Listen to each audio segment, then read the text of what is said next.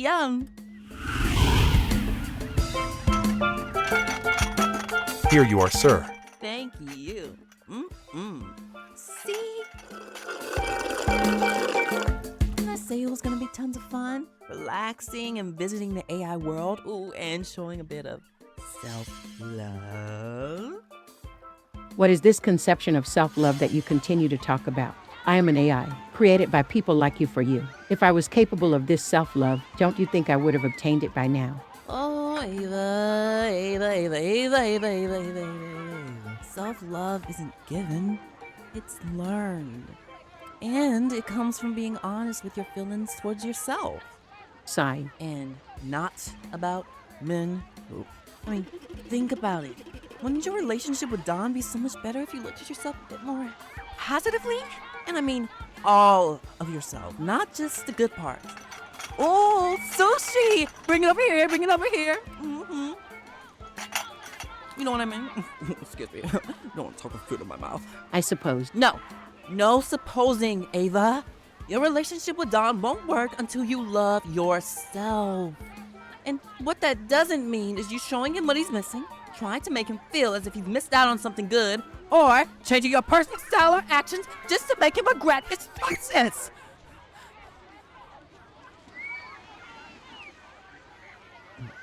The AI are staring at us. I don't care.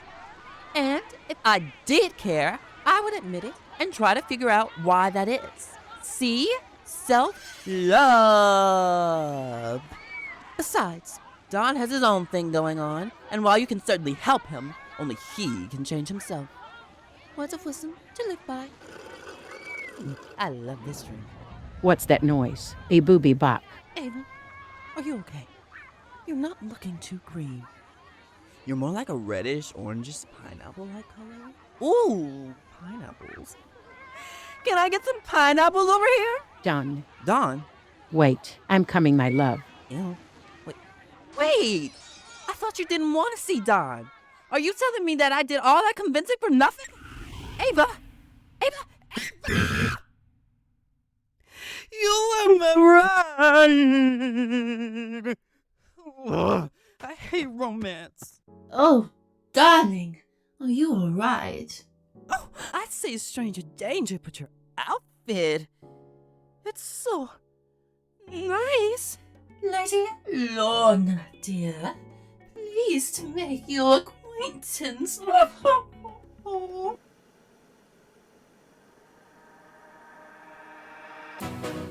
Welcome to the I'm a Fan of podcast, where people from different fandoms come together to share why they love what they love. And sometimes why they hate what they hate. I'm your host, Kaiser Brown, and I'm a fan of manipulative and narcissistic villains and iconic teen movies. And I'm Samantha, and I'm a fan of self-love. All right, and today we'll be talking just about that. Are you ready? Yeah. All right, let's get started. Hi, Samantha. How are you? I'm good. How are you? I'm pretty good. I'm tired. Are you tired? Because I sound tired, and you sound tired. I'm definitely tired. Working 2 jobs, 60 hours a week. It's been rough, but well worth it. Worth it? Would you consider that a part of your self-love journey? I would say learning how to navigate it has been a part of my self-love. Just in case the people who are listening to this episode don't know, today we're going to be talking about self-love because that's what Samantha chose. Tell us why you chose self-love. I think it's very personal. It's very important. As a society, we don't talk about it a whole lot. And we're always so worried about others. And we're always focused on other people, but we never really focus on ourselves. And at the end of the day, we have to live with ourselves. It's very true. Because honestly, if I were to live with myself and I didn't like myself, that's my whole life. It's another thing. If it's another person, you can cut them off or something. But if it's you, you're stuck, right? So I think that's a good way to look at it. Okay, so I did a series of questions for you. I made sure to prepare you before the episode so I wouldn't just bombard you with stuff, right? Right. And so that's what we're going to talk about. I had you think about what your answers are going to be. And I also made answers for myself just in case I need to get in the conversation too. That's what we're going to be doing this episode. So I want to ask the first question. What does self-love mean to you? I think self-love means being able to accept and live with myself in a manner that I find peace and solitude, and just being able to give grace to myself and realize that my bad days are just as good days because I'm at least here having days. Interesting. So let me ask you this. When did you first start, I should say, putting yourself first? Does that make sense? Yes. Prioritizing yourself. That's a tough question. Probably in my late 20s. As a teenager, you go through that phase where of course, you're putting yourself first. But then Yeah. as you progress as a person and you get interested in other people and love interests and all that stuff, you start to lose little bits of yourself along the way that you don't realize you do. And you start Mm, focusing on how to be with that person and what they want and who they are. Or like you have other things that happen, like you have friends that it could be platonic friends. And like you start focusing on what they have going on and their needs. And you start putting yourself little bit by little bit in these people who you have relationships with, and it impacts you along the way. And some people, I think, are born and have where they don't always lose themselves and they're pretty sure of themselves. But yeah. I feel like a lot of people can resonate with the fact that they probably have lost a little bit of their self somewhere along the way with just intermingling in relationships with other people. Yeah. I can say that for me, that's true. More so now in my early 20s, now I'm learning more about myself and learning for myself first. But when I was younger, I was the type of person that would always put other people before me to the point where I wouldn't even recognize. And when I finally looked in the mirror and looked at myself, I didn't realize, I didn't know. It's natural in your early 20s to not really know who you are. But I didn't know myself to the point where it was just some of my favorite things. Like, what's my favorite thing to eat? Things like that, because I was too busy focusing on other people. And I realized that it's a choice to do that. You don't realize it because sometimes you're just like, I'm going every which way and no one's, paying attention to my needs. But I think in order for other people to pay attention to your needs, you have to pay attention to your needs because you have to realize what your needs are in order for you to be able to vocalize them and be able to express them to other people. Yeah, you have to be an advocate for yourself. And that, like, when I was thinking about what self-love meant to me, what I thought about is knowing that my thoughts matter. Like, I think about how we always have these negative thoughts in our head. But what I realized about negative thoughts, to me at least, the negative thoughts we have about ourselves, there's always a bit of truth in our negative thoughts to where it's just enough truth to where you can believe the thought. But I tend to find that the negative thoughts we have about ourselves are actually lies. They're lies that we tell ourselves, but we believe them. And for me specifically, I guess because I grew up in church, the truth in myself is in God, right? My truth comes from God. But even more so than that is realizing that we all have negative thoughts, but we also all have the power to change those thoughts. Right. Because when I was younger, I didn't realize that I had the power to be able to say, hey, this thought isn't serving me, so I can take that thought and change that thought, right? Because I find that when I'm just going back and forth looking at my answers to make sure I'm sounding right. But what I find is that when I was younger, especially up until like last year, really, that's when I started to take my own self-love journey, is that whenever I had thoughts, even the negative ones, I'll just let them stay, right? You just let the thought go and you don't realize that you have them for so long, you don't realize that the thoughts that you have are negative. Yeah. And so when I was thinking those negative thoughts, I'll just let them pass through my mind or whatever. But what I had to also realize is that in order to not have those negative thoughts per se, you have to change them yourself. And in order to do that, you actually have to take the thought and you have to change it. Does that make sense? No, it does. Yeah. And I think it is finding that moment of clarity in itself is a journey, because it takes a lot to get to the point that you realize that you're having that experience. Because like you said, you get lost in those thoughts. You don't realize that's what that is. Yeah.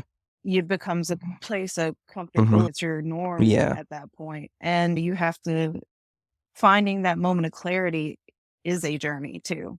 And then once you find that moment of clarity, you have to like hold on to that and then run with it. I think, yeah, because for me, it took like a catalyst for me to actually, something had to happen for me to like, for something to click and realize, hey, something's not right here. Why am I feeling this way? Why am I feeling depressed? Why am I feeling anxious? Why am I feeling as if I don't have any worth or value, so to say? I wasn't really thinking thoughts like, I'm not worthy, I'm not valuable. I'm not saying like those thoughts that I had in my head, but there were thoughts like pertaining to that. Because usually when you have thoughts, like I said, it's a little bit of truth in there. So you're not gonna hear your mind say, you're not valuable. It's gonna be something else that like just twists it a little bit. I'm trying to think. Look how everybody's reacting to what you just said. You seem so dumb or something like that. Yeah. I resonate with that because I myself, like how I have thoughts is usually based on behaviors and actions. And then I go backwards and I'm like, I replay the conversation, I replay everything that happened. And then it's not until later that self doubt and that negative talk creeps in because it's, oh, why did I say that? Why did I do this? Yeah. So, yeah, that resonates a lot with me. Yeah. I know I've done that a lot. I can remember this one time I was hanging out with someone and we were having a good time playing video games, whatever. And that was like the first time I went over to someone's like apartment or whatever, play video games. And I went back to my apartment. But then it was days later because I was feeling happy. I was great. I was like, this is fun. Days later, all of a sudden, I wake up. As soon as I wake up in the morning, I'm like, why did you say that? Why'd you do that? Did you see their face? They might think you're weird now. And you know what I did? At that time, I wouldn't do it again, but I ended up texting them and apologizing for stuff they didn't even know I was like worried about. Have you ever experienced that? Doing things like that? Yes. Yes. Because we, as humans, we are so focused on what we have done and our things, and we're the center of our own universe. And then we're so hyper focused. What did they think about me? What did they think about me? What did they think about me? And then we apologize and we do things and say things, and then we realize that person wasn't even hyper focused on us like we were hyper focused on it. It's funny you were saying we were thinking about ourselves, but that's what they're doing too. They're thinking about themselves most of the time too. So we tend to do that, and we don't think about just how we're thinking about ourselves. Other people are also doing that, thinking about Right. themselves. Yeah. So I should ask you, how do you practice self-love in your daily life? I am a super nerd. So most of my actual practices come with playing video games, which Yeah. I kind of lost myself for a little while and I wasn't playing anything and I wasn't really doing anything and I'm working 2 jobs, so I was burnt out. And then Yeah. over the last week, I started playing games again every night just for even 2 hours. And it has helped my mood so much, so much. But I do other things too. Like sometimes I'll soak in a hot Epsom salt bath with some like bubbles and stuff, or even sometimes cooking and doing things with myself, by myself. You can romance yourself, Yeah. and make yourself feel good. But what's interesting about that is it always looks different for other people. Yeah. Even if you don't play video games, but you love to read a good book, or a good movie, or just anything that you can do to spend time with yourself that you enjoy, that brings you joy, I think is like a good way to practice self-love. Yeah. I agree. At one point, I used to spend a lot of time with myself. Just a lot. But this is on the opposite of the spectrum because I ended up getting depressed. And so I stopped because I was never really a social person. Go figure. Wow. Me, social. But I was always really quiet. And I feel like when I was younger, people used to they still point it out, but they used to point it out a lot, how quiet I was and things like that. And I ended up taking that upon myself as a negative trait because by a certain point, I got so quiet to the point where I was questioning myself, why are you so quiet? Like, people think you're weird, this, that, and the other. And that caused me to have anxiety. And that caused me to have a whole bunch of thoughts that really I felt like I couldn't control. And at one point, I was just like playing music in my head or whatever. But I found things like that, and it's different for everybody. But for me, when it comes to things like, I don't know, like playing music or trying to drown out your thoughts with TV or like smoking or drinking or whatever, that only silences your thoughts for a little bit, right? But then they end up coming back. So for me, what I do, and this works for me, I like to like practice affirmations on a daily basis, right? Yeah. And I like to say them out loud because I know that those same thoughts that I've been trying to like block out are just going to come back. So if I actively pay attention to my thought process and actually take those negative thoughts and turn them into something positive, then that actually like brightens my mood a whole bunch. And how I do it, I say it like this. I like to give my thoughts a voice. So whenever I'm thinking like a negative thought, because I was just telling my sister this on the other episode of the podcast, we humans have over like 6,000 thoughts a day, right? And Right. so when you're having so many negative thoughts, you don't even realize how many negative thoughts you're having. So I say the negative thought out loud, and then I say one or two affirmations to change that thought. Yeah, Mhm. yes. I know exactly what you mean. And Mhm. I think affirmations are a really great thing to bring up Mhm. because a lot of people think, oh, it's so stupid. Why am I going to tell myself that I'm great and I'm wonderful? Like, it's stupid. Like, why do I need to Mhm. verbally say that? Why do I need to say it out loud? Why do I need to? And I found myself in that thought process a few times. Yeah. But once you really try it, and I do mine a little bit different. Mine, I still don't verbalize out loud, but I'll Yeah. have where internally I've got to the point like, you got this, girl. Yeah. You okay. You're Mhm. good. It's going to be a good day. And I even have where I found this really great ADHD PDF journal that works great with Mhm. my iPad. Very interactive, awesome thing. And part of my daily planner sheet, it has a box for a quote. And instead of looking up the quote, I come up with a quote. Mhm. And my quotes are like, it's okay to have a bad day. Yeah. It's okay tomorrow is a new day. Give things time. And there's another box that is, what are you thankful for? And like to give moment and pause to be like, and friends has been heavy on my thing. And I've also one day I put just trying. Mm. Because as long as you're like, even in the worst of days, even in days, like as long as you are just trying and you give yourself grace and you allow that grace, that's still working in the Yeah. direction of self-love and Mhm. self-care. Yeah. I completely agree. I feel like even when you're at your worst, not when you're at your worst, but yeah, when you're at your worst, or if you're in a situation that's at its worst, you can always find something positive to take. And I know that I'm saying that, and for some people, depending on the situation, it may be harder than others, but it's really true that in every situation, you can always find a positive. And when you find one positive attribute, you're going to be able to find another one, and you're going to be able to find another one. You're going to be able to find another one. And just like you have all those negative thoughts, you can have all those positive thoughts. And then eventually, because when I started doing affirmations, the reason why I started doing them out loud, because my thoughts just go all over the place. They just do. I think about any and everything, less so now, but still, I think a lot. And what I realized is when I said those thoughts out loud, then I said positive affirmations. Over time, once a negative thought came in my head, all of a sudden a positive thought came in my head right afterwards. Yeah. And I'm like, wait a second, look at that. So it takes work, but the work is worth it, I feel like. Because It is. because I feel like, because people are like, it's hard work. I don't know what to do. I don't know how's it going to be. My situation is different, but when you put the work into it, the more joy you have, I should say. I think your joy doubles, right? I think so. Yeah. Because I find myself on days, even when I feel like I can't get out of the bed. I don't Mhm. want to move. The moment I actually start doing and moving, I feel better. Yeah. The moment I start to just try and just, even if like mentally I'm like, Yeah. but the moment I start to try, the more and more I feel better and the more and more.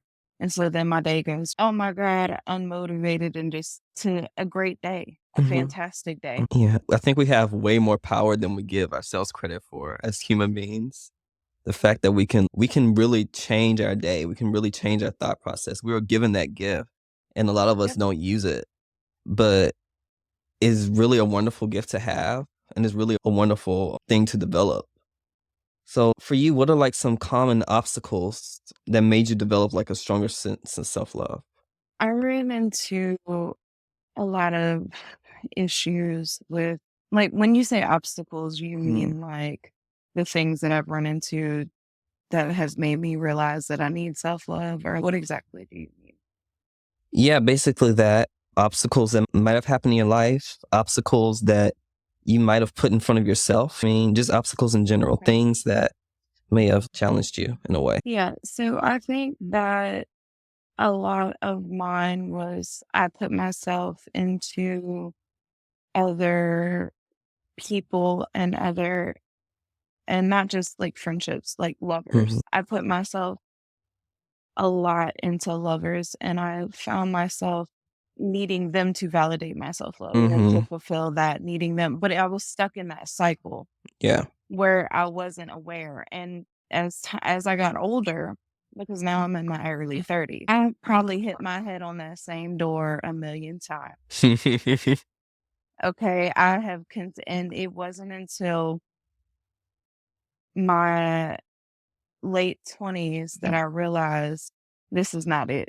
Yeah. This is not where I wanna be. This is not what I wanna allow. This is not I never envisioned myself being here because I was always so strong, or I thought I was always so strong-minded and so strong-willed. I was like, why would I continue to allow myself to pour myself into my partners like that? Why would I allow myself to lose my identity? Why would I allow that to happen? And they're mistreating me. It never ended. It's not like I'm single right now. I'm not married. None of it ever worked out. And I found that part of it was they were assholes. My picker is broken, but a lot of that had to No. do with how I saw myself and the love that I had for myself. Mhm. And even though I knew there was red flags up and down, I was still willing and okay because I just wanted to feel love and to feel Mhm. acceptance Yeah. because I didn't have that when I was alone. I didn't have that within myself. So I started looking at it, and it sounds so cliche. You can't love somebody and have somebody love you if you don't love yourself. And that But is so it's fact. yeah, it's true. It's so true. It didn't take me that many times because I'm the type of person that if I make a mistake once, I don't want to make it again. I can't do that mess. It took one time. Not that the people that I was trying to get to validate me were like bad people, but it was at the point to where I just didn't like myself and I didn't like what I saw. And because of that, that made me wonder why people liked me. And so I didn't understand. I'm like, I remember asking one person one time, why do you want to be my friend? Why do you even want to be my friend? And I was just, and because I was really baffled by it, I was confused as to why somebody would want to hang out with me. Because to me, I was quiet, I was boring, I didn't have any interest in things going on in my life. I wasn't a very conversational person. I would get anxious, and I had to really like take a look at myself. Like this specific person in general, like overall, that whole journey with one person that I knew had me like really take a look at myself. And I made like several different types of mistakes, I should say, with that person, like socially. And Yeah. it really made me take a look at myself and made me ask myself, why is it that I need one person to validate me so much? Why do I need this one person to make me feel as if I have worth or value? Why is Right. it that I can't? Because I think a lot of times people think they do like themselves. Because I was the type of person that thought I liked myself too. But then once I started listening to my thoughts, I was like, wait, something that like I know you're handsome. I'm looking in the mirror, but I know you're handsome. But and you say that right, but besides that, what is it that you really feel that you like? You feel yourself. What is it about yourself that you feel that adds value, like into the situations or the people or the things that you're involved in? And I feel like I was saying, nobody knows because I'm looking at my notes again because I gotta make sure. Nobody knows that they're like saying negative self-talk until their mind is renewed in some way. And whether that be like for me, it was like a variety of different things. It was like journaling, the Bible, the people that surrounded me, my therapist. And that made me realize that all the talk that I was saying to myself was actually like really negative.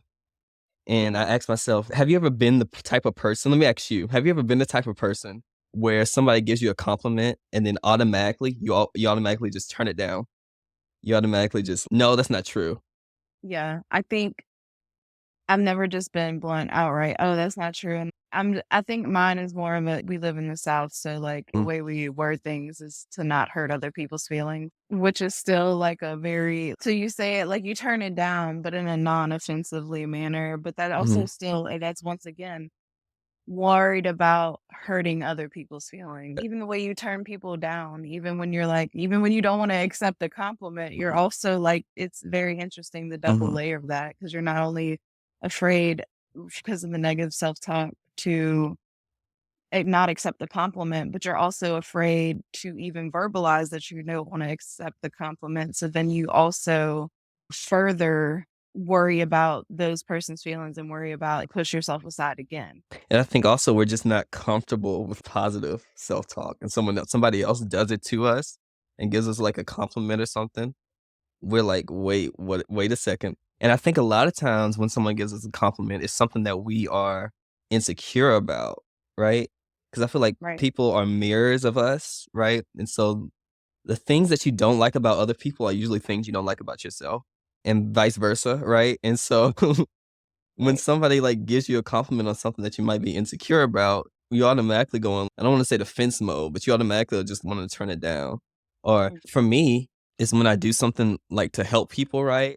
And then they're Right. like, "Oh, you're so good at this," or "Thank you, you did such a good job," or something. And automatically, I'll just be like, "Oh, no, I didn't. I wasn't that good," or whatever, until somebody pointed out to me, and they're like, "No, you really did a good job. You need to, like, give yourself some credit, say thank you. Don't just turn it down." And the 2 words "thank" and "you," that made no sense, but the phrase "thank you," really, when you start saying that, it really helps you, like, really understand helps you to, recognize, like, the positive attributes. Yeah.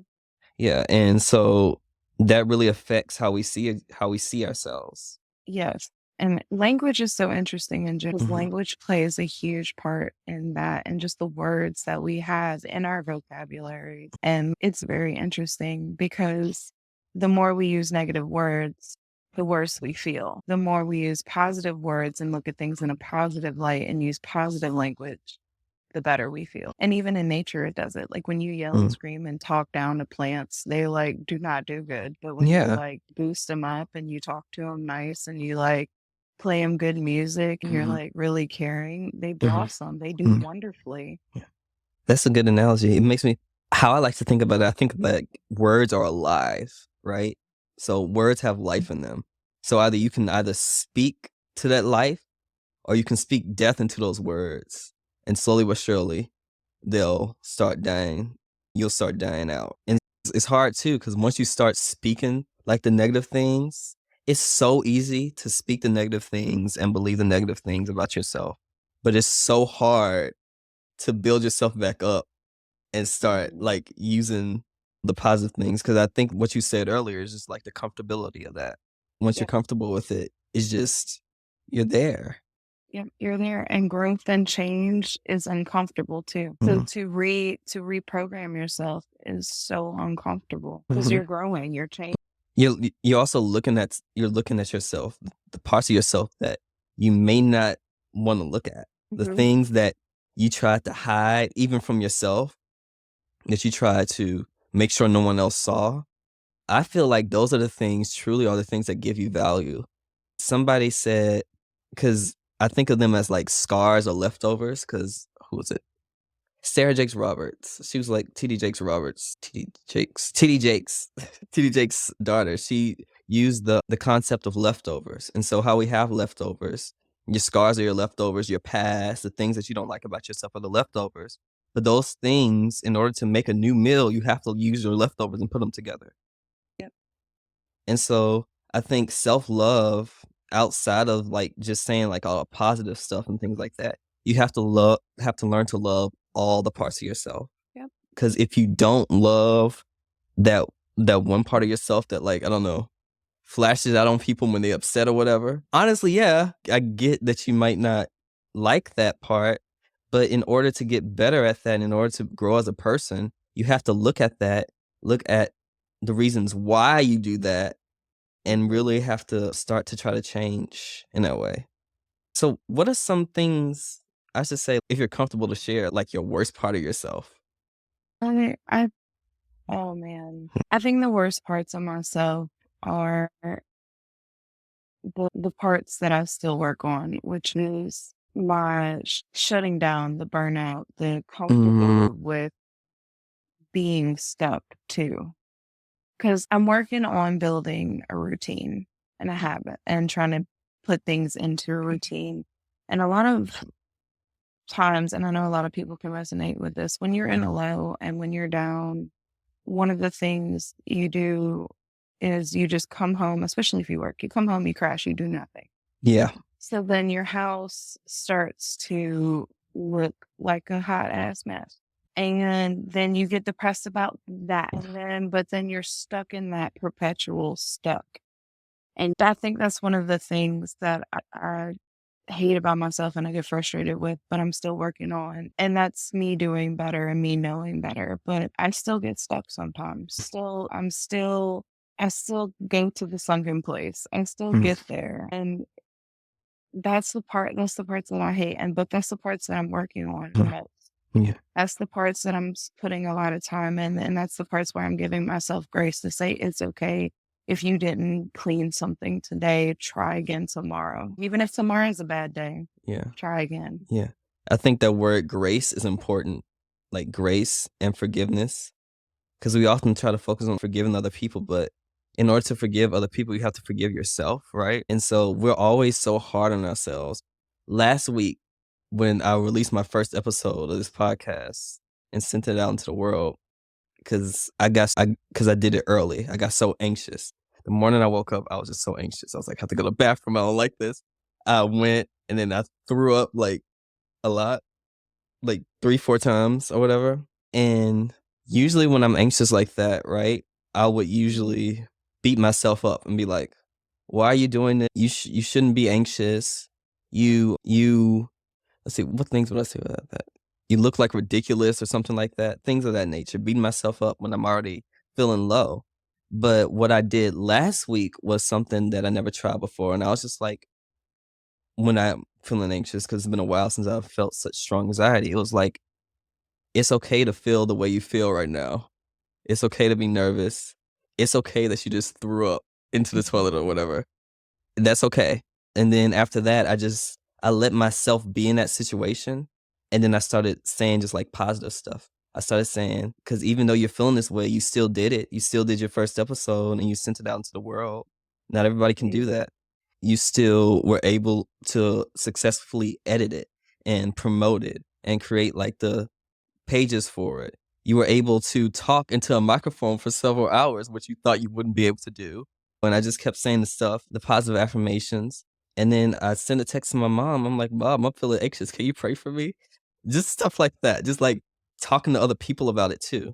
And then after that, and after just giving myself the grace and forgiving myself for feeling how I felt, after that, I went to bed. I said, I'm going to take a nap. And then when I woke up, like, I just felt so much better. My stomach wasn't hurting anymore. I was like, wow, you know what? I really did do that. And I really did. Because usually when I feel like strong anxiety like that, I'll be sick the whole day, then the day afterwards, and then the day after that. And just like feeling just like a whole bunch of emotions and beating myself up. You shouldn't have done this. You shouldn't have done that. This, that, and the other. And now you're feeling bad. And I'm just like, yeah, I don't feel bad, but I can say things to myself that can make me feel better. And I didn't know it was going to work. I just tried it out, but it worked. I don't know. I just feel like giving yourself grace in situations like that, forgiving yourself for things that you do, that really works. When I'm at my worst, I feel like I can become like really blunt, and I don't like to use the word, but like self-righteous, because I'm very hard on myself in a lot of areas, right? And if somebody thinks I'm being hard on them, I promise you I'm being like 100 times more harder on myself. And so like a lot of things, if I tell somebody something about themselves and I'm just like really down or something, it's really about me. That's the thing about it. It's always just really just like about you when you're talking to somebody. Because I remember somebody I was talking to that I knew, they said something like an insecurity. This is how I say people mirror you and things like that. They said this insecurity about myself. That's the one thing to get like people mad at you. It's saying insecurity about them. Now, they didn't know that this was an insecurity, but this is something I was insecure because I was depressed at the moment. Because this person, they had ghosted me or whatever. And then I reached out to them and apologized because I didn't know my worth. So I was kept going, trying to like reach out to them. And Yeah. not that they weren't worth it. I'm not saying that. At that time, I didn't like myself. So that just wasn't a healthy place to be anyway. And so I eventually, after sending them some messages, I apologized and they apologized back. But they told me one thing that I was always so afraid to hear for the longest time. And I was like, I don't know why you like me so much. You ever heard somebody Right. say that? Oh God, no. Yes. Yes. Because I feel like I like right there, those words together are an interesting combination. And it shows how much there's a lot of damage with those words. There's a lot Yeah. of you can tell like that person is damaged. It damages you. Yeah. It damages the relationship. Yeah. And that hurts so much though. Like you just feel it. I don't know why you like me so much. And I got so angry. I'm like, why am I so angry? Because I was like, because the thing is, I give people like a lot of grace. I just automatically give you a lot of grace because I know you're a person just like me. And so you're going to make mistakes just like me. But then when you say something like that, specifically at that moment, that was something I never wanted to hear anyway, because I was already too focused on trying to make everybody feel good about themselves, even when I wasn't feeling good about myself. And I just went off on them. And that's how I knew it was like an insecurity. And that was really like the catalyst, the thing out of the whole situation. That was the thing that made me like really look at myself and make me wonder why I was so upset about that. Because those words are already like not good to say, like you said. But I realized that I can control how I react and how I respond to certain situations. In that situation, that was a reaction, right? Because there's a difference between reactions and responses. When you react to something, you're doing something. I like to say it not like without thinking, but you're doing it from an emotional level. You're going from your emotions. When you're responding to something, you're looking at it from a place that like you can recognize your emotions, but you're looking beyond that and looking at maybe like the entire situation, right? And so with that person, when they said that thing to me, I went off on them and sent them a whole chain of things about themselves that they need to fix and they need to work on. And so that's really me when I'm like at my worst, just like telling you about yourself and being blunt about it and then not caring for a little bit about how you felt about that. And it really is not, because I say self-righteous, but I don't want people to think, you can think whatever you want, I don't care. But not from a place that I'm like higher than you or whatever, but it's more from a place to where like I'm at this place where I'm trying to like work on myself or this, that, and the other. And then you're still here at this point, and then you said something about me that made me upset at you, type of thing. And that's me at my worst, really. Just, yeah, I think that makes sense. I don't know. I feel like I was rambling, but that's okay. So you forgive yourself. I don't care. But I'm really at the point now where I'm just like saying when I say stuff, and I used to be like so afraid of what I'll say and things like that. Now I just don't care. I just like saying, I pay attention to what I'm saying, obviously, but I just like, I really just don't, I'm at the point where I don't care enough to what other people think, to where I always have to feel like I have to like change or switch myself into like different modes for other people. You know what I mean? But like, what role do you think that self-acceptance plays into self-love? We talked about that a bit, but like self-acceptance, what do you think is the difference between self-acceptance and self-love first? I should ask you that. So that's a very interesting thing. I think that self-acceptance plays on the roles of you are accepting of the fact that no matter what and what your characteristics are and what you feel like may be positives, what may be flaws, what may to the core, you are okay with that solitude and being alone and being fulfilled with that and having fulfillment. I think self-love is more of the action that comes with that and more of the understanding of that you are the person you have to live with and that it's trying to work towards the positive and less of the negative. Interesting. So how did you get to a point to where you reached like self-acceptance, like not the self-love stage, but like self-acceptance where they go hand in hand, but where you like finally accepted the parts of yourself, even the parts that you probably didn't like? I think that it took a while, it took a journey, and it just one day it just clicked in my head. One day I just had almost like an epiphany. I was just like, you know what? You don't have this figured out. Nobody has this figured out. Mm. There's still things that you're working on. There's still things that you need to improve. There's things that you're great at. There's things you are just you. And you are unapologetically you. And there's nothing wrong with that. And that's okay. And that's beautiful. And other people should be able to be unapologetically themselves and find beauty in that too. And the things that make us human and really and truly, and the thing that is beautiful about our humanity is our differences, is our flaws, everything that encompasses us. Like, what's the hardest part of yourself to accept? The thing that really was really hard to come to terms with? I think the thing that was hardest to come to terms with was that I was hypocritical and needed to love myself more and work on more of my self Mhm. love. And actually, instead of just saying it and thinking and thinking that I knew what I meant by saying that I Yeah, actually the needed false to do it. confidence. Yeah, the Mhm. the saying that I'm okay, the saying that I'm practicing and doing this. And then I took a step back and I realized that there was still things that I hadn't worked on and there was still things that I needed to do and to practice. And there was still parts of me that were disrespecting myself. I was disrespecting myself and some of the behaviors that I had and some of the things that I were doing, I was not showing myself any kind of respect or love. And I had to start practicing what I was preaching or the Mhm. things that I would say. Let me see, because when it came to me, like, accepting things about myself, it's really about what I should ask is what role do you think other people have to play in your self-acceptance? Like, growing up, how did that affect you? You know what I mean? I had waves of confidence and self love, self Mhm. acceptance. And one of the things that I struggled with growing up and everything was, and I have a great relationship with my mother, but one of the things was I was always thicker. I was very active. I was played sports. I was in JROTC stuff. I was always in dance and stuff, but I was always thicker. But my mom would do that thing where she would tug on my shirt.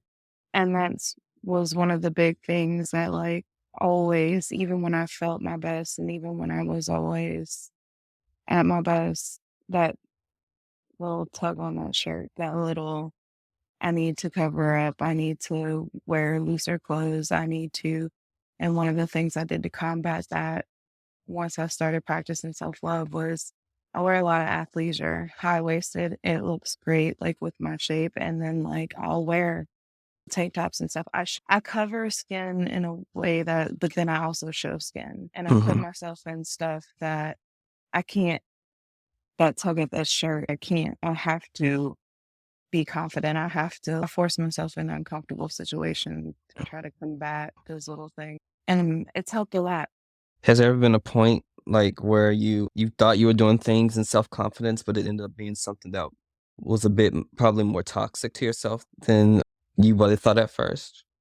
Being in denial and continuing to put myself through situations when it came to relationships with people, romantic relationships. Because I'm thinking about for me, when it came to self-acceptance, it was really me learning how to express myself.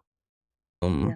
Thinking like how I'm a black male in general and in America is quite challenging in some ways because I am I'm quite good at controlling my emotions, but I'm a very emotional Right. person.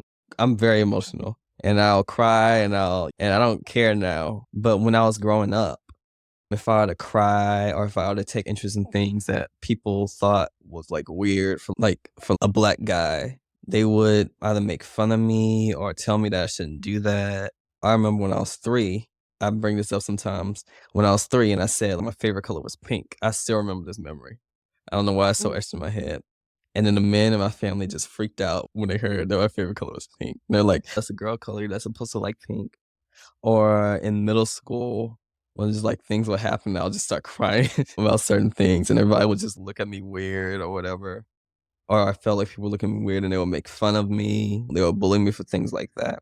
And even just like taking interest in stuff and like TV shows and stuff. Cause I'm the type of person I love just like what people will like consider like classically girly or whatever. It's just like TV shows. Like when I was little, I loved like going on the Barbie website or like watching, I don't know, like Winx Club or something like that. And for a long time I hit that. I still think like a part of me is like hiding that from specific people or things like that. But I'm learning to be like more open and like accepting those type of things that I like, because I realized that in order to like myself, I have to like really just accept the things that I feel other people might not like about me. Because I'll tell you now, I'll sit here and watch like shoujo anime all day if I like wanted to, or just I love to wear pink. I love to just I'm taking like way more and more interest in fashion the older I get, and just wearing stuff that I want to wear. And I'm just like learning to express myself more. And it's weird because like with me being a black guy or whatever, it's like this weird balancing. The audio is cut out. I repeat, the audio is cut out. I tell you, this happens every day. I hate that it cut you off because I really was enjoying. Oh, gee. Thanks. Dang, I don't know what happened. I knocked my microphone for a second and then everything just went all chaotic. I don't even know what I was talking about. Black person, guy. Yeah. Yeah. Yeah. Well, I think it's really, that's important, like to share your experience as a Black male. Yeah.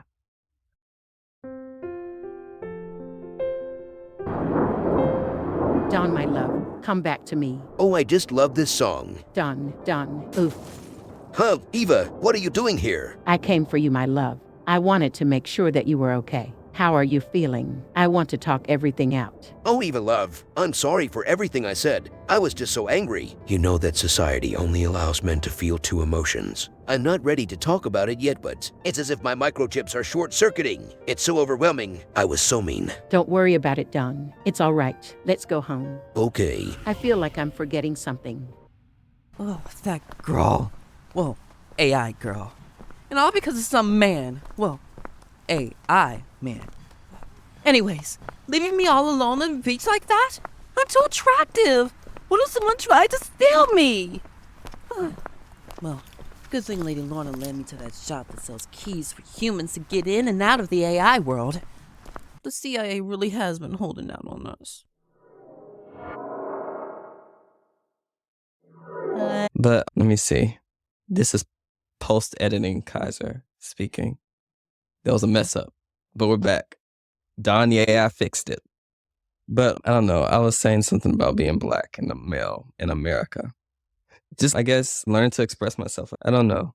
I think your experience in talking about being a Black male and self-love and self-care is super important, because I think not only like Black men and men in general, but especially Black men in the community, it's really hard for you guys to express yourself. It's really hard to come out and say the things that y'all need to say because of the culture and how as a man you can't show your weakness, you can't show or certain things are feminine and that's bad. And I think that's important to share that and to talk about it, because I think it needs to be shared more. It needs to be talked about more. What got me to that point, really, truly, honestly, is because growing up, I was trying to be like, I wasn't good at it, like the masculine type of guy, whatever.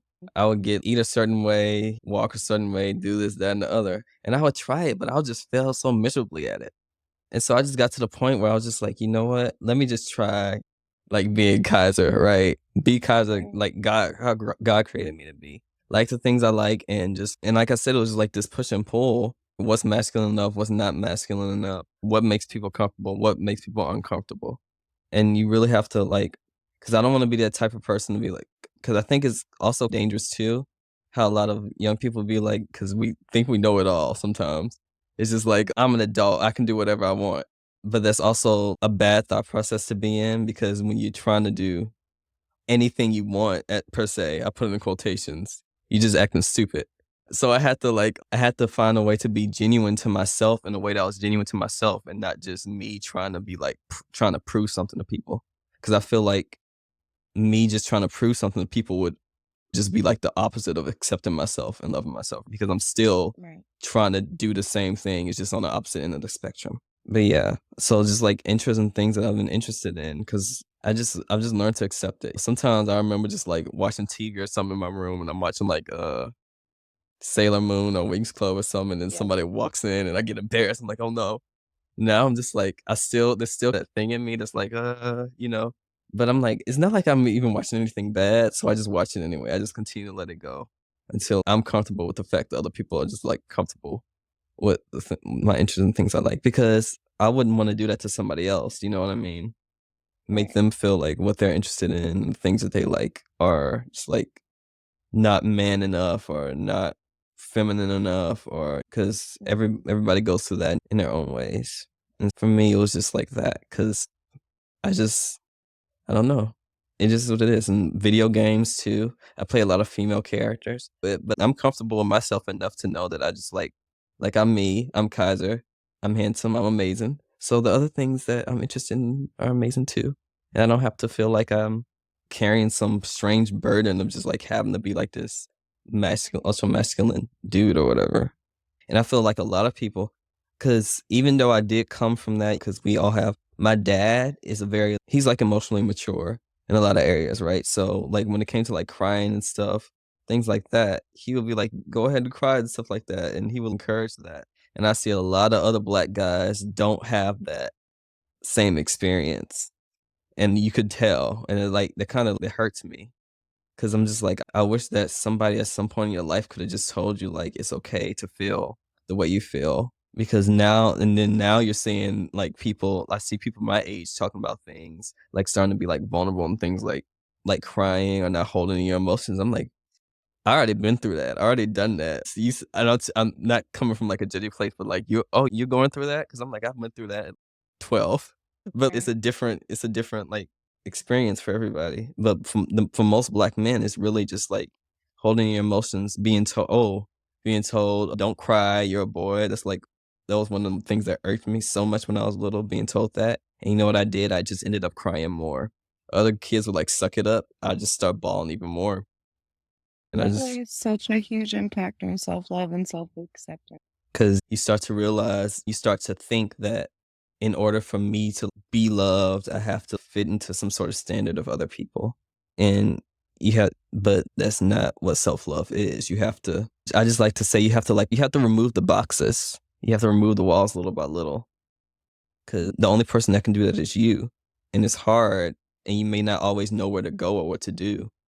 But what I find is that when you just start taking a look on the inside, just like the one little thing that might be nagging you or something that you might not have dealt with, maybe just take a look at that and see where that takes you. What are some signs that show you that you need to work on your self-love? I think that's a really good question. That's a great question.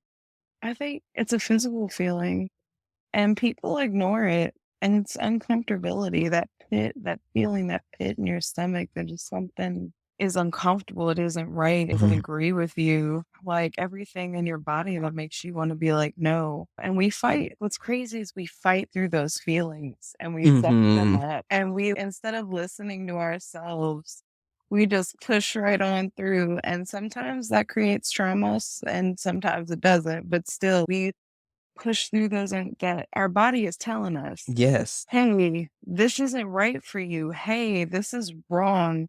Hey, I'm not okay. Hey, pay attention to me. And we ignore it and ignore it and ignore it until the point that like it's out of control. Yeah. I think this is really true. I think we all do it.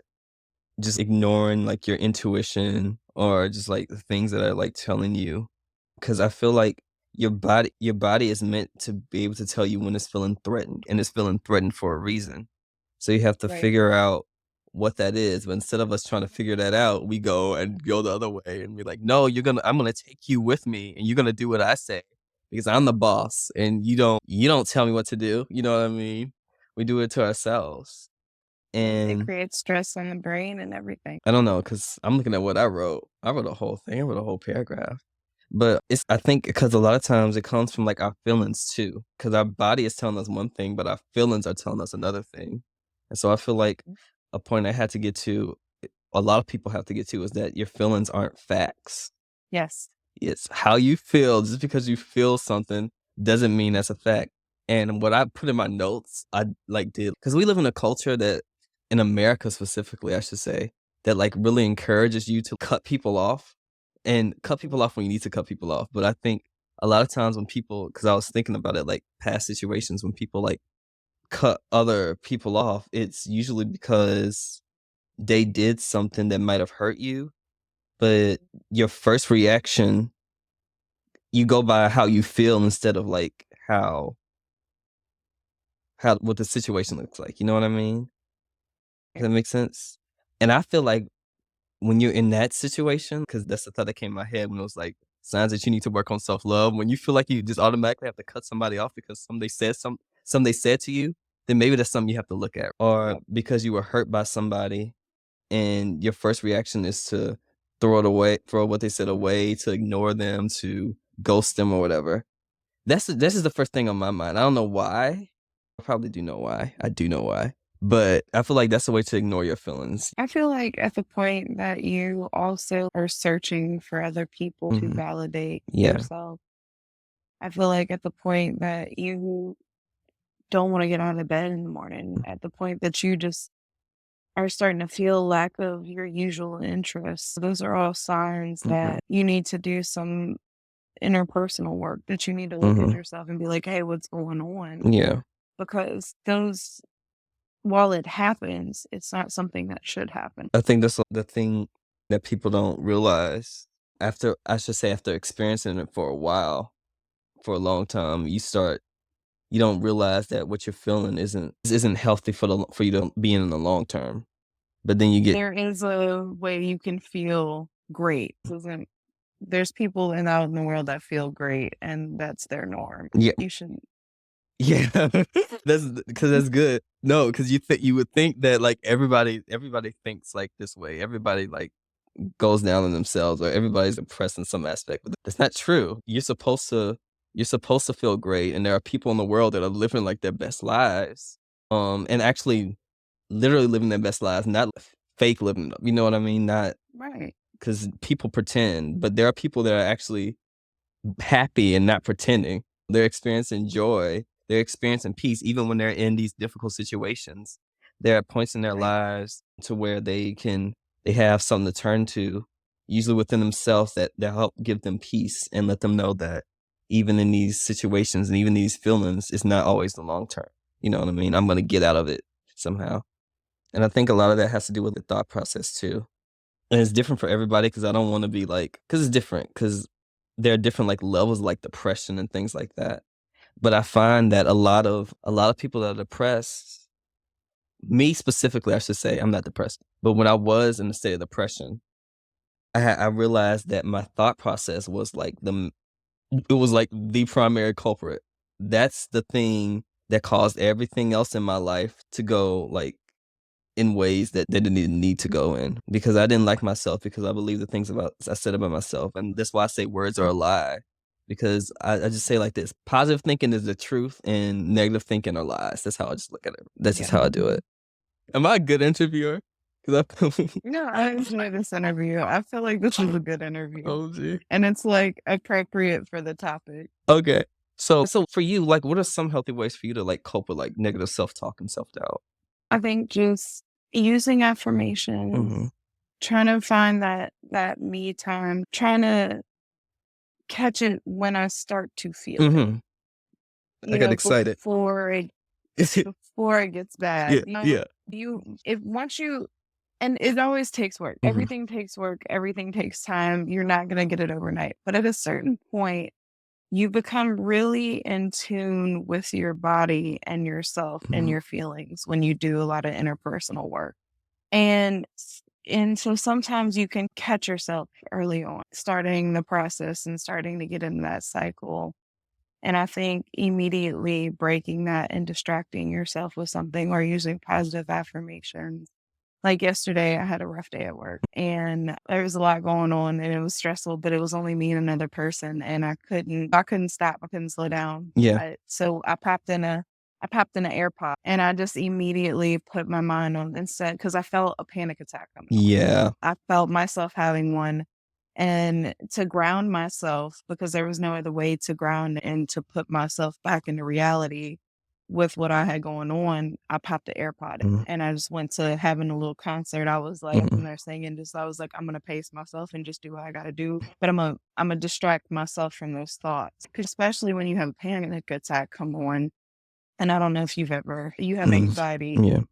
and you probably have had that experience where it gets there and Yeah. you get in that cycle and Mhm. you do that negative self-talk and you can't, and you get panicky and you get that I can't breathe and you can't get out of it. Yeah. I find myself now that I'm more in tune with my like mind and body that I can catch myself and try to stop those things before it happens. Definitely.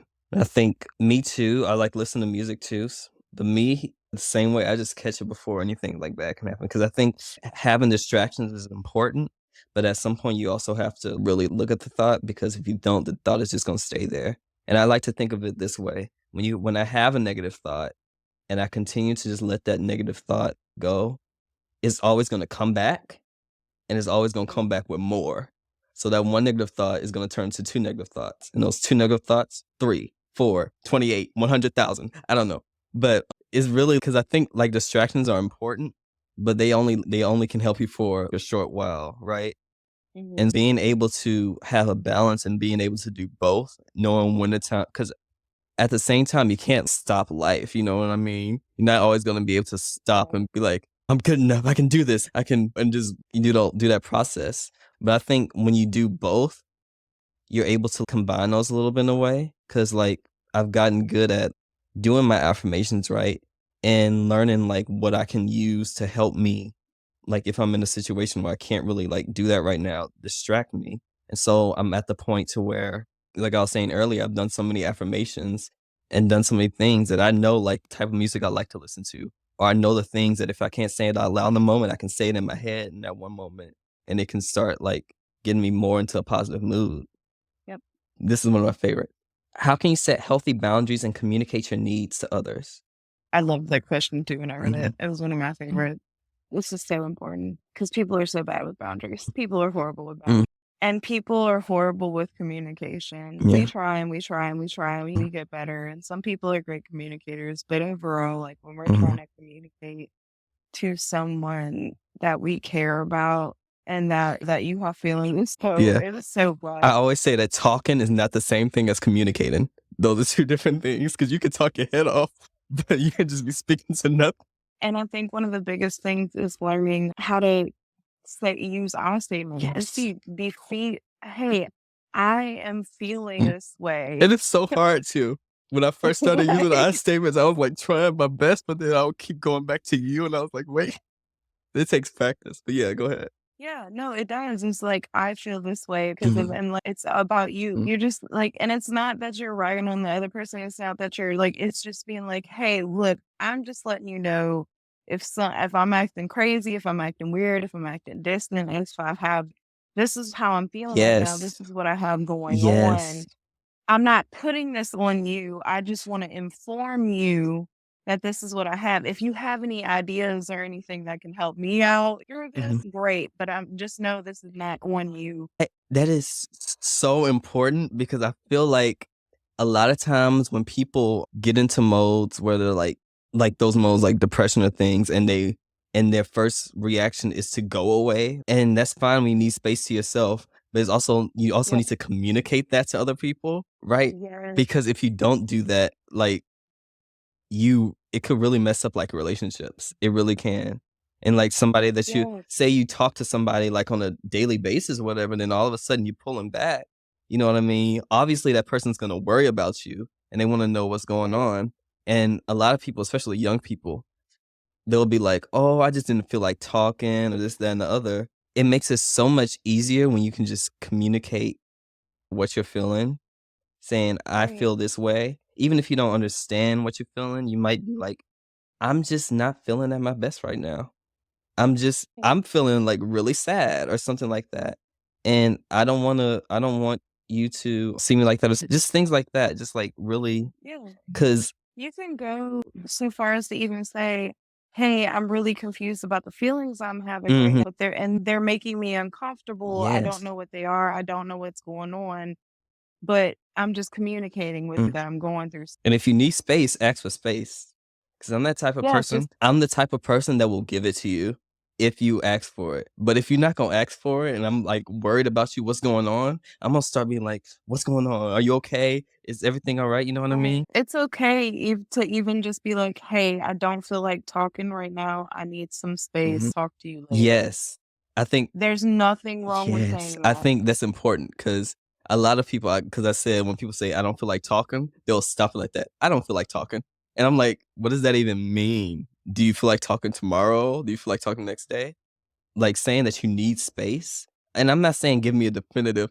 I'm not ready to talk until next Tuesday. You know what I mean? Don't give me, Yeah. but be like at the moment right now, I'm just not. I'm not ready for this and I need to step back. And I feel like that really does help, like with communication, because I wrote about I statements in my thing too, and like just putting the I word I in practice, switching from you to I, just like instantly changes things. Because when you use the word you, I think that's when people automatically go into like threat mode and they feel like they have to defend themselves. They feel like they're being blamed about something because it's a Absolutely. natural instinct to like when somebody says you to feel like you have to defend yourself, right? But when you're speaking about yourself and not the other person, that ends up having them be able to focus on the message and not when you just said you. Because when you say you, they're not going to be focused on the message anymore. They're going to be focused on you just blamed me for something. You just said that. And this doctor, I follow her on Twitter. She's a therapist. She wrote this. She said, the word I removes assumptions and allows someone to focus on the issue at hand and allows the person to feel safe enough to share their perspective. It completely changes relationships, but requires some practice. And so that's just really like the word I, it changes things. And I just wrote examples too, because I got excited. I was like, ooh, this is a chance to teach people about I statement. Because saying something, I wrote, this is a you statement, and I'm going to say an I statement because I have 3 different ones. You always make me feel, see, that would have been a good game actually at the end. Like I'll just say a whole bunch of you statements and you turn them into I statements. Yeah. Man. Anyways, so you always make me feel bad when you say that. And I changed that to, or I use mostly her examples, but she changed that too. I felt really hurt by what happened last night. You know what I mean? Or you don't consider how I feel. Say, I was confused at why you felt upset. Can you help me understand? Something like that. Or what? You're twisting things. Oh no, my notes. Where'd it go? Okay, you're twisting things, right? Oh, oh my gosh. I was confused by your statement. Could you please Yeah, I was clarify? confused. Yeah, stuff like that. I wrote one that I was like, yeah. And so I started in my journal like a few days ago because I've been practicing I statements for almost a year now, trying to use them in my Yeah. daily life. But I started in my journal just because I read her talking about I statements. I'm like, you know what? In order to get better at I statements, I'm gonna start like writing some you statements in my journal and then writing an I statement that changes that, so I can learn how to do that. Did you know that I first learned about I statements when I was a teenager? Really? Yeah, almost 20 years ago, I was in a program called City of Peace. It was an improv group, and at the end of the year, we put together a giant musical. But one of the things that we always talked about and things that we did was, and I find that a lot of work that I did when I was acting and things, like a lot of workshops were interpersonal, very focused Yeah. areas. But one of the exercises we did was talking about I statement Hmm. and how it is very accusatory to say you and to put things on you, and people do become defensive. Mm. And I think it's such a big part of communication to try to keep an open conversation, because the moment you say you or someone feels accused, Mhm. they stop Yep. listening. They shut down. There's nothing left there. You're not getting anywhere after that. That's so true. It's like that. I'm telling you, like, I just thought about it like that same person because I was trying to, that's when I first learned about I statements or whatever. I started off right. I was like, when they told me, I don't know why you like too much, I said, I feel angry about something. And then all of a sudden on my little text chain, it started with you. Because I was trying my best, but I was angry at that moment. And I wrote it out and everything. I was like, okay, let's fix this and let's fix that or whatever. But then once I started texting it, a whole bunch of other stuff came out that I was holding in. And it was just like, a whole bunch of yous just came out. And then I texted them back after that because I said, I already know I ruined this. I texted them back and I was just like, I'm not going to text you anymore, but you can text me if you want, knowing that they wouldn't, right? Hoping, because I just felt like I just messed it all up. And it was just like, yeah, I was like, I felt it sounded like I was blaming you when I really wasn't trying to after reading that. know, But we default so easily. Do you know why we default so easily to use statements? why? Because when you use I statements, you're opening up your pain, your feelings, the things you don't want to deal with, the things you don't want to unpack. Yeah. When you say you statement, you don't have to really focus on why you're feeling this way, what makes you tick. You can put everything on the other person. It's because of them. It's because of them. It's because of them. It's not a let me open up and look at and see, is this really them or is this thing that I have put together myself Yeah. along the way, learned behavior, learned habit, trauma, other things? Because it's not always someone's intention Yeah. to make you feel hurt. Yeah. It's not always their intention. And we're so quick to say it was someone else's intention to do that. It's so true. Because I think about it, I'm just going to keep bringing up this person. Because this was just the catalyst of me just going really on that self-love journey. When I was just like, because there were things that I had to deal with myself that I was trying to look at it, but it was also like really hard to look at it. And so like when they brought up the like insecurity or whatever, that's when I like got really defensive. And so I was trying to express my feelings to them. And there was a part of me, I guess, I'm going to be honest, a part of me that kind of wanted to hurt them because I will put in the text, I don't like you or whatever. I said, right now, I don't like you. Let me clarify that. I still liked them. Just at the moment, I didn't like them. And so what I realized after looking at all the things that I sent them and what I said about them, the things that I was accusing them of were just things that I was feeling about myself. And I feel like when we accuse people of doing things, when we say they said one thing when they really meant another thing, it's actually us saying that about ourselves. I think as you do more self-love and self-acceptance, as when you start to become a more effective communicator and more driven away from those kind of behaviors. And it's hard. It really is hard, but I think it's worth it. I think so. Yeah. Because like you said, a lot of that is just has to do with the negative. It's all a part of the negative self-talk, the negative side of that, the lack of self-love. So what are some ways that you specifically forgive yourself and you practice your self-compassion? When you're in a moment where you feel you're just like beating up on yourself for things. I think telling myself it's okay to have these feelings in this moment. And then going and sitting down and saying, okay, it's okay to have these feelings, but why are we having them? And then taking the time to giving myself that time that I deserve to be able to figure out what I need and what's going on, what I can do to help myself. Yeah. So you're learning not to judge yourself. So you're just letting yourself feel what you have to feel without, because I feel like we often tend to want other people to feel good about themselves, but when it comes to us, that's when we're harsh. It's some of the things that like when you really look at your thoughts that you say to yourself, you wouldn't dare say to anybody else. You wouldn't even say it to like somebody that you hate, but you will say it to yourself. And then you have to look at yourself and be like, but why am I saying that to myself? Why am I doing this to myself? What is it about me that makes me feel like unworthy or as if I shouldn't be doing this? And I like to think of it like this. If God don't judge me and if God can forgive me for everything, why am I sitting here judging myself and not forgiving myself?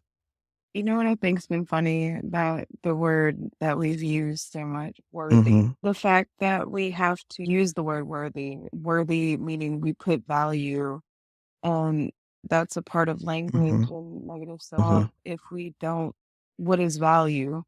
What do we define as value? Why are we putting value on ourselves? Because when we feel like we're lacking in value, it becomes an issue. That's when the negative self-talk happens. But value is relative. That is a relative thing. That is not what is valuable to one person is not valuable to another. Yes. Keep going. Sorry. And so I just think it's so funny that we use words like worth and value and we put that on ourselves. And that's a heavy burden. Like we're putting ourselves, making us have to reach and jump to here to feel like we are something rather than just being happy and accepting where we are. Yes. Gee, that's so good. That's so good. Not you throwing just like you just throwing out the wisdom, aren't you? No, that's You know, so good. that's why I said language is, we don't take into consideration how much language really impacts things and the things that we say and how we word things. But it really is so important. It really is important. And all of that is inherently learned. This is a cycle. This is things that we've learned, we've inherited throughout time and generation. And so now we're breaking generational cycles. Yes. We're learning to try to talk more about our experiences and how we can get better and how we can do better. And like I said, I think this is why this was so important to talk about and to talk about in general. It's not talked about Yeah. in an open manner, that's so free flowing, and it's still, even when you talk about it, it's still Yeah. Yeah.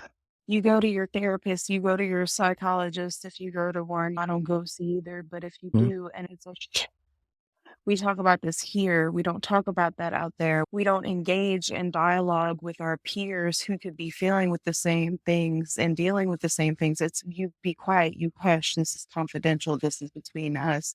And we should have someone that we can speak to Yes. confidentially. But it's also okay to say you can have an open forum. Yeah. I think when we're talking about self-love, when you learn to love and appreciate yourself where you are, you're able to be more open about like your experiences, right? Because that judgment that you feel over yourself you realize is not so powerful. So you're able to walk into spaces and be your true self. And in turn, that actually really does help people.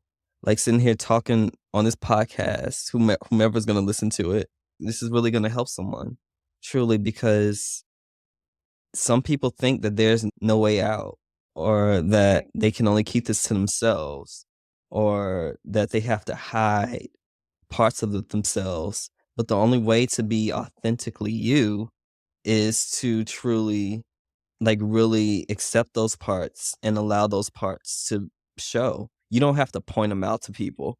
Because I think a lot of times people think the things that we don't like about ourselves specifically, like those things are just like showing, look over here, I'm insecure, look over here, I'm like, I don't know, something, I can't think.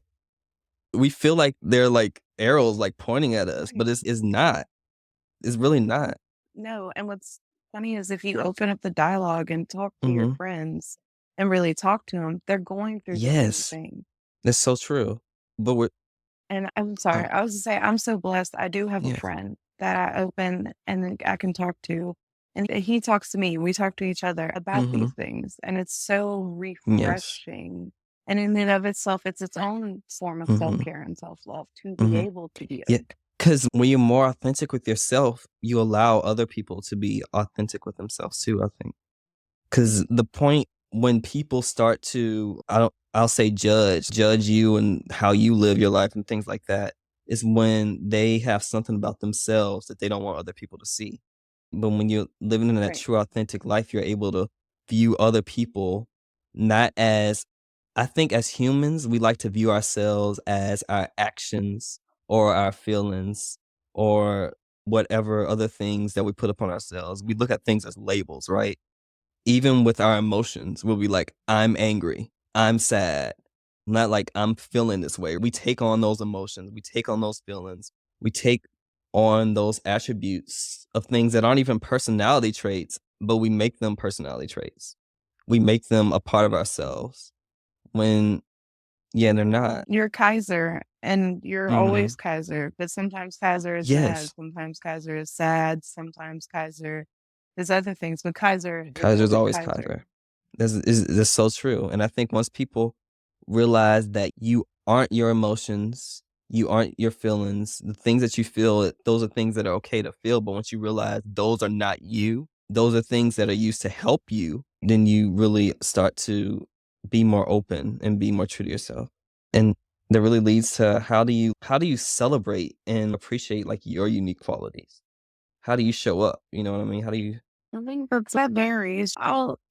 I think finding and focusing on joy in things and celebrating even the small things. If I'm playing a video game and like I'm playing online and I'm playing Call of Duty now, like do awesome. I'm gonna shout. Right. I'm gonna be patting myself on the back. I'm gonna say I'm awesome. I'm the Mm-hmm. baddest. Like really focus on, or if I cook an awesome Yes. meal, like just take in and Mm-hmm. soak in those Mm-hmm. small joys and those small wins and celebrate them and like proudly celebrate them, out loudly Yes. celebrate them. Be like, I'm awesome. I'm amazing. I did this. Mm-hmm. Like go Mm-hmm. me. I think we're taught a lot of times we're taught not to like celebrate like those small things. Be humble. And I don't want to like because be humble, yes, but I think how we use that word, Right. especially like being humble and stuff, we use that as a way to lessen our attributes sometimes. You know what I mean? Saying like don't be too proud and things like that. But we don't teach how to celebrate those things. Cause for me, you talking about cooking a meal yesterday because I was like, because I cooked some beans. Yeah, it was a simple meal. It was like pinto beans or whatever, but they taste good. And I was excited. And so I got happy and I started celebrating myself. I was like, "Shoo, I can cook." And it's just doing like those Right. small things. Like you said, playing video games. When I get really excited about playing a video, when I'm playing, see how I was about to say it, I was about to say I get all excited and stuff. I don't, because I'm just like I'm really like quiet. But I'm getting to the point where I'm just like celebrating like those small victories and stuff. Because I have a whole bunch of video games that I don't finish. So you might know the backlog. There's a game like 100-hour games that you just don't finish. Yes. Persona 5 Royal, I've had you for almost 3 years and still didn't finish you. I'm only in 33 hours. I checked the other day. But it's just like celebrating small things like that. When I finish like a game, I'm gonna sit there and celebrate. I'm gonna have some fun. I'm gonna enjoy myself and I'm gonna express that to other people so that they can feel that they can express what makes them happy too. Because I used to think that Right. in order for other people to feel as if they can express themselves in certain ways, I always have to like listen and of course listen, obviously. But sometimes you have to be like the person that brings in like that you're the one to open the door, basically. Sometimes you have to be the door opener. Yeah. Sometimes you have to be the one that celebrates like the parts about yourself so other people can learn how to celebrate the parts about themselves. Because we're so used to being like, oh, Right. you're so awesome and you're so amazing. But what about me? I'm awesome and I'm amazing. You know what I mean? It's like those things because when you celebrate yourself, it makes it more easy. It makes it easier for you to authentically celebrate other people. And I think what's funny is we're taught to only celebrate the big Mm-hmm. and the big achievement, but it's okay to celebrate and find joy in those Mm-hmm. small things that get us through the day. Because you might, be in this part of your life where you haven't had a big achievement or time. So it's okay to Mm-hmm. celebrate those small achievements and those small. It makes you so much more grateful too. It makes you like look forward. What can I do next? If I can do this, then I can do. And then all of a sudden, you don't know. But there's a lot of questions. Okay, so you know what? I was like, I'm not gonna even ask all these questions, but we only have 2 questions left, so I'm just gonna ask those two too. Because why not? Why not? What does mindfulness and gratitude? Did I ask that? No, I didn't. What does mindfulness? No, Yeah. What does mindfulness and gratitude play in self-love? What role do those play in self-love? Oh, big roles, big roles. Mindfulness. A part of mindfulness is that connection between body and Mm, brain and being cognizant of what we're doing and the things we're saying in our surroundings and how that impacts ourselves and how do we navigate this and what is when gratitude is just being appreciative of the small things, appreciative of the big things, appreciative that you e- exist or here on this earth, that you were a person, that you have life, that there is rainbows, uh, sunshines out there. There is life itself is mhm, beautiful. Like the journey of its ups and downs. And I feel like mindfulness and gratitude, both those things are weigh heavily in a journey for self-love and self-acceptance and being true to oneself, because without those things existing, it's very hard to mm, navigate. mhm. It's very hard to navigate self-acceptance. So what advice would you give to that person that really they want to do mindfulness. They really want to like have gratitude, but they're like, right now, I just don't know if I can do it because I'm just going through too much in life. There's just all of these bad things are happening, and I just don't know how to feel gratitude. What do you think would be good advice for those people to help them get started? The smallest thing. The smallest thing, which is just the fact that and knowing that you've endured this far. You have endured this far. You are still here. You are still kicking. And even though it may seem like it's hopeless, there's nothing. There's a bit of there's always hope in the fact that you're still pushing through, that you're still trying, and to focus on even the smallest thing that you are trying and accepting that trying is okay. That once you can accept that trying is okay, just that small little thing that it's okay to just be trying, then you can blossom from Wow. there. It grows from there because then you can find the next small thing, which is that I am trying. So now let's try one new thing. Or let me say that I'm grateful that I tried today. That one positive small thing. And even though you don't think that saying that one positive small thing is going to make a difference eventually. Yeah.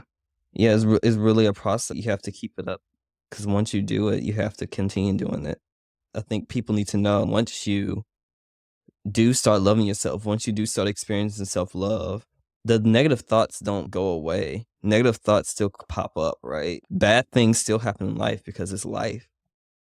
But you can control how you experience life, how you view your thoughts, how you view your surroundings. Just Right. You Mhm, kind of like a flower. You pull out the negative and then you mhm, water and work and grow mhm. the good. How can you use positive affirmations and visualization to strengthen your sense of self? Believe it or not, so one of the things that is true and studies have shown, if you write down things, if you say things, they will ingrain in your head. It's a way people study. It's proven to help people Mhm, study. So what you do is, even though you see it written somewhere else, when you write it down, like if you have a journal or something and you write down your affirmation, write down your quote, write down whatever, it imprints in mhm. your brain. You think about you're using your muscles, you're using your body as a part and you remember it. It soaks in. When you say things verbally, you hear Mhm. yourself talk. You hear it. It sinks in. It soaks in. That's true. It's important. I think that's an important thing to teach people that you can read it all you want, but until you write it down or you express it out loud to yourself, then you don't really believe, not say that you don't believe it, but your belief, I don't think is as strong. And so when you say, I'm just reading something, you can do anything, but I'm not reading it out loud. I can do anything. I can do anything. I can do anything. It's just right there in front of me. If I don't say that I can do anything, then I won't believe I can do anything because the first thing that'll happen if I see something that was like, I can do anything, then something I always think of like the word but. I can do anything, but like those things in your head continue to give you this false sense of negativity, I think, as a way to put it. So, Right. Yeah, right. I can't do mhm, anything. yeah. And this one thing that just popped up in my head. We're so willing to say the negative things out loud. But when it comes to the positive things, we don't say those out loud. We don't write them down. But we will No, quickly just start saying the negative stuff as if it's just like second nature. It'll just flow out of our mouths. And it's like if you can say all that negative stuff, then you can teach yourself to say the positive stuff too. I don't know. But yeah, I just think that's really true.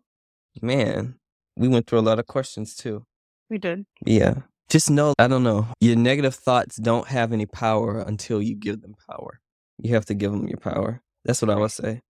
What's one thing that you like say to yourself that helps you remember like the positive things about yourself, I should say? Do you have one quote that you say to yourself or that you remember that you speak to yourself when you can't think of anything else to say? I know this sounds it's so simple, but it's you got this. You got this, Mhm. girl. It's okay. You're okay. You're doing it.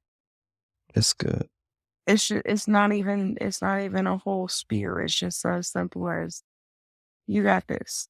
I think that's wonderful. I really do. Just like telling yourself you got this. Because we can so easily fall into that thought process of that negativity, or just looking at our surroundings and just taking them as if they are what they like have to be. The thing that I usually say is because growing up I didn't really believe in myself. I was always shy and stuff. I always tell myself that I belong and add value into any space that I walk in. Whenever I feel like nervous or anxious or anything, or I can't think of anything else, that's the one quote I remember and I say aloud to myself, that I add value and that I have worth. And any space that I walk in, no matter where I go, I add value to it. No matter who's in the room, I add value. No matter what relationship it is, no matter what the situation looks like, I add value somehow in some way. I'm my own unique individual, and I add something that no one else can add to this situation. I think that's a really good affirmation. That's a really powerful affirmation. Yes, it's really my favorite one to use because I just like whenever I'm feeling down, when I remind myself that I have value, your mindset shifts. It changes. I think that's interesting. And I think for me, the reason I got this is because I feel really anxious when when I don't feel like I have control of something, when I'm losing power. And I feel like saying, you got this, I have this, I still have control. I have that power that I feel like I'm losing. That's making me feel this way. Wow, that's amazing. We've been talking for a while now. I'm not sure how long we've recorded because this is like 2 separate recordings now that I'm about to put together. I think 2 hours and it's something? 2 hours. Okay. Because all my podcast episodes are ending up being like really long. So I'm accepting, because I love listening to long podcasts anyway. So I'm accepting the fact that all my episodes are just going to be like at minimum 2 hours, just about, besides one episode so far. I think what would be interesting, because talking about self-love and acceptance and being okay with being ourselves, I think it would be interesting if your ending was actually bloopers. So it shows a sense of vulnerability and like. See, because the thing is, I was talking to my sister about that, is that I have so many bloopers in so many of these episodes that I was just going to make one full episode eventually when I get enough and just put a whole bunch of bloopers in that one episode. Yeah, because it'll be ridiculous. Like nobody will know what's going on once listening to it, but it will just be like so funny because it'll just be like a whole bunch of laughing, a whole bunch of like me mispronouncing words or something. And it'll be great. How's your experience doing this podcast? Was it fun? I enjoyed it. I enjoyed the dialogue. Would you come back? I would. Good. I know. Because all my guests come back at least one time. That's the whole thing. But I need to figure out, because how I do it is I have the guests come on, they pick what they want to talk about, and then once they come back again, pick something that kind of may or may not, that's all I always say, may or may not correlate with what we talked about previously. That's the quote that I use, because a lot of times they're probably not going to correlate with it. But I don't know, I'll have to think of like what we could talk about the second time.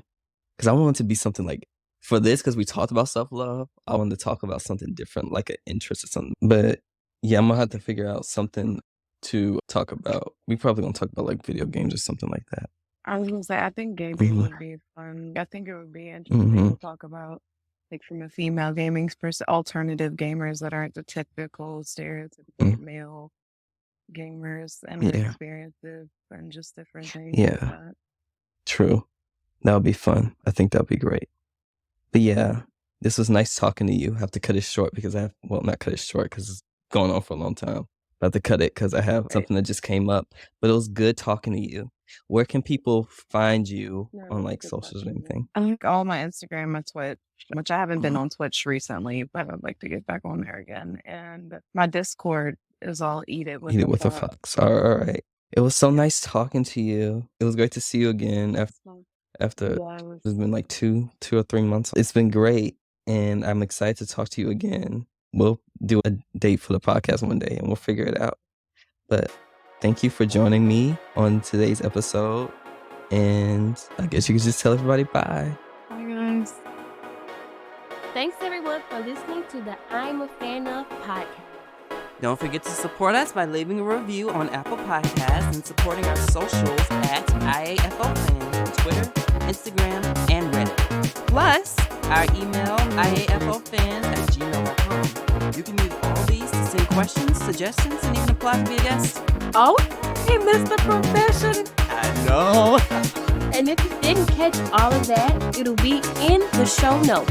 Next episode, I'll be discussing shoujo anime and manga with my guest, Alyssa Bessemer. Until then, we'll say, Love yourself and your life will be just that much better. See ya.